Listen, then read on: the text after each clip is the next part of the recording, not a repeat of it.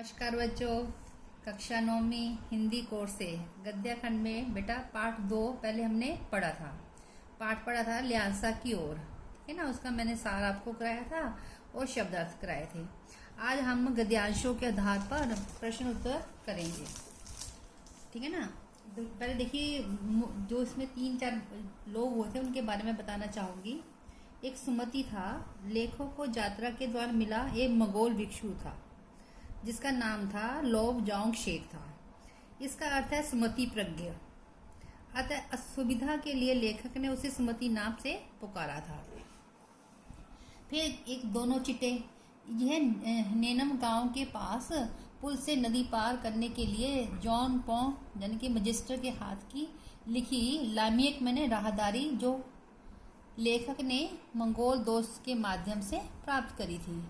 एक है दोनोविकस्को, ये 17वीं शताब्दी का स्पेनिश उपन्यासकार है जिसके उपन्यासकार डॉन विक जोर्ड का नाम का नायक जो घोड़ों पर चलता था। ठीक है, आगे देखिए गद्यांशों के आधार पर प्रश्न उत्तर अपनी पाठ्य पुस्तक में देखना बच्चों। ये पैराग्राफ है, वह नेपाल से तिब्बत जाने का मुख्य रास्ता है। ठीक है ना। लास्ट की जो लाइन है वो है आप बिल्कुल भीतर जा सकते हैं। ये पैराग्राफ पढ़ के इस पैराग्राफ को पढ़कर पूछे गए प्रश्नों के उत्तर देने हैं। पहला प्रश्न है बच्चे, वर्तमान में नेपाल से तिब्बत जाने का रास्ता कौन सा है था? लेखक ने किस रास्ते से तिब्बत गया था? वर्तमान में नेपाल से तिब्बत जाने का रास्ता फरी क्लिंगफोंग है। अब फरी क्लिंगफोंग है। जब फरी क्लिंगफोंग का रास्ता नहीं खुला था तब लेखक उस रास्ते से तिब्बत से गया करता था, जो व्यापारिक रास्ता होने के साथ साथ सैनिक रास्ता भी था। इस रास्ते में जगह जगह फौजी चौकियां बनी हुई थी, चौकियां और किले बने हुए थे। अब दूसरा प्रश्न है बेटे, तिब्बत से लेखक यात्रियों के किस आराम और तकलीफ की बात कर रहा है? तिब्बत में यात्रियों के ठहरने के लिए होटल, सराय अथवा धर्मशाले नहीं है, जिसके कारण यात्रियों को बहुत तकलीफ होती है। किंतु जात पात, छुआछूत और पर्दा प्रथा न होने के कारण यात्रीगण लोगों के घरों के अंदर भीतर तक जा सकते हैं और घर की औरतें यात्रियों से पर्दा नहीं करती हैं। यह यात्रियों के लिए आराम की बात है। आगे क्वेश्चन है, लेखक अपने साथी के साथ चाय पीने कहाँ ठहरा? उसमें प्रतित्यक्त शब्द का भी अर्थ लिखिए। लेखक अपने साथी के साथ एक परित्यक्त चीनी किले में चाय पीने ठहरा। परित्यक्त शब्द का अर्थ है छोड़ा हुआ या त्यागा हुआ। अब बच्चे दूसरा पैराग्राफ देखिए। हम समुद्र तल से 17-18 हजार फीट ऊंचे खड़े थे। और लास्ट लाइन है पैराग्राफ की, कपड़े की जंडिया से सजाया गया है। पहला प्रश्न है, लेखक कैसे स्थान पर खड़ा है? लेखक समुद्र तल से 15-18 हजार की फीट की ऊंचाई पर खड़ा है। उसके दक्षिण की तरफ पूर्व से पश्चिम की ओर हिमालय के चारों ओर श्वेत शिखर खड़े हैं, यानी कि बर्फ से ढके हुए पहाड़ हैं। अगला क्वेश्चन है, देवता का स्थान कैसा था? उसे कैसे सजाया गया था? देवता का स्थान सबसे ऊंचाई पर था। उस स्थान को पत्थरों के ढेर, जानवरों के सींगों और रंग बिरंगे कपड़ों की झाड़ियों से सजाया गया था। आगे भीटे की ओर दिखने वाले पहाड़ कैसे हैं? भीटे की ओर दिखने वाले पहाड़ बिल्कुल नंगे थे, अर्थात ना तो उन पर बर्फ जमी थी और ना ही किसी तरह की हरियाली थी। आगे है ल्यांसा की ओर प्रश्न देखिए पाठ्य पुस्तक के। ल्यांसा की ओर यात्रा वृतांत के आधार पर बताइए कि उस समय की तिब्बती समाज कैसा था? उस समय का तिब्बती समाज बहुत खुला था। जाति पाति, छुआछूत तथा पर्दा प्रथा नहीं थी। अपरिचित भी घर के अंदर जा सकता था और सास या बहू से चाय बनवा सकता था। भिखारी, डाकू आदि से लोग धार्मिक प्रवृत्ति के थे। बौद्ध भिक्षुओं की श्रद्धा के साथ साथ था। जागीरदारी प्रथा प्रचलित थी। मजदूरों से बेगार ली जाती थी। आगे सेकंड क्वेश्चन है, लेखक ने अपने यात्रा वृतांत में तिब्बत की भौगोलिक स्थिति को जो शब्द चित्र प्रस्तुत किया है उसका अपने शब्दों में वर्णन कीजिए। अब तिब्बत भारत के उत्तर में नेपाल का एक पड़ोसी देश है। इसकी सीमा चीन से लगती है। आजकल ये चीन के अधिकार में है।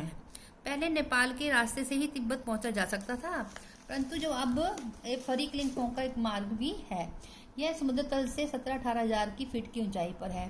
पहाड़ी और पठारी भूभाग है। दक्षिण की ओर पूर्व से पश्चिम तक हिमालय के बर्फ से ढके हजारों शिखर है। बीटे की ओर के पहाड़ एकदम नगन है। यह तिंगरी का विशाल मैदान है जो पहाड़ों से घिरा टापू है। नदियों के मोड़ और पहाड़ों के कोनों के कारण बहुत दूर तक आदमी नहीं दिखाई देता। डांडे यहाँ का सबसे खतरनाक स्थान है, एकदम निर्जन और दुर्गम। अगला क्वेश्चन ये है, तिब्बत में डांडे क्या है, उनकी क्या विशेषताएं हैं, लिखिए। तिब्बत में डांडे सबसे खतरनाक स्थान है। ये डांडे समुद्र तल से 16-17 हजार फीट की ऊंचाई पर स्थित है। यहाँ नदियों और पहाड़ों की खतरनाक मोड़ है। यह स्थान अत्यंत निर्जन है। यहाँ दूर दूर तक आदमी नजर नहीं आते हैं। यहाँ डाकुओं के काम तो अत्यंत आसान हो जाता है। पहले लूटते हैं, फिर यात्रियों को मार देते हैं और पुलिस का कुछ भी नहीं कर पाती है क्योंकि इनका गवाह नहीं है होता। इन स्थानों पर मरे हुए आदमियों की कोई परवाह नहीं है।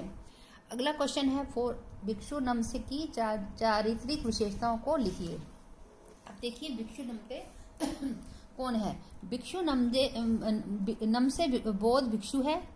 वे बौद्ध धर्म के अनुयायी थे। वे शेखर व्यार नामक जागीर के प्रमुख भिक्षु थे। वे जागीर में खेती का काम देखते थे और दूसरे प्रबंधक भिक्षुओं की तरह जागीर में उनका बहुत मान सम्मान था। वे बहुत अच्छे इंसान भी थे, उनमें अहंकार ना था, जबकि वे जागीर प्रमुख भिक्षु थे जिसे राजा के समान माना जाता था। लेखक उनसे भिखमंगों की वेशभूषा में मिला। उन्होंने लेखक से प्रेम पूर्वक मुलाकात की और लेखक को यथाउचित मान सम्मान भी दिया। क्वेश्चन नंबर 5 देखिए, लेखक लंकोर के मार्ग में अपने साथियों से किस कारण बिछड़ गया। अब देखिए लेखक का घोड़ा धीरे धीरे चल रहा था। दूसरा पॉइंट है, घोड़े के सुस्त पड़ने से लेखक अपने साथियों से बिछड़ गया और अकेले में रास्ता भी भूल गया। वह दूसरे रास्ते पर 1.5-2 किलोमीटर चला गया और फिर वापस आकर दूसरे रास्ते पर गया। अब क्वेश्चन नंबर 6 देखिए, अपनी यात्रा के दौरान लेखक ने किन कठिनाइयों का सामना किया। नंबर 1, लेखक को ऊंचे नीचे पहाड़ी रास्ते पर तेज धूप में यात्रा करना पड़ा। नंबर 2, उसे वह यात्रा डाकुओं के भय के साए में करनी पड़ी। नंबर 3, उसका घोड़ा सुस्त था इसलिए अपने साथियों से बिछड़ भी गया। नंबर 4, उसे भिखमंगों के वेश में यात्रा करनी पड़ी। और 5वां है, वापस आते समय उसे अपना सम्मान पीठ पर लादकर यात्रा करनी पड़ी। धन्यवाद बच्चों।